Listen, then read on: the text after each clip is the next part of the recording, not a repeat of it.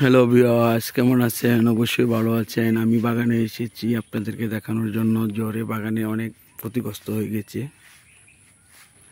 ওই যে সামনে দেখা যাচ্ছে যে গাছ দুটা ভেঙে গেছে, এর সামনেও কিছু গাছ আছে ভেঙে গেছে।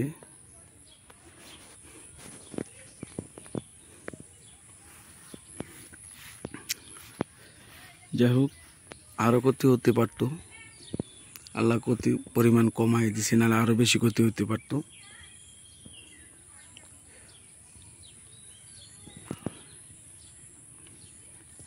সুন্দর একটা পরিবেশ আছে এখানে, ঘুরতে আসতে পারেন বিকেল বেলায়।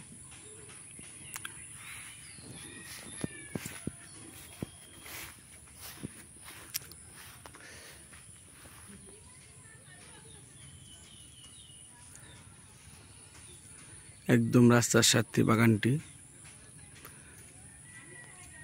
বিকেলবেলা ঘুরতে আসতে পারেন।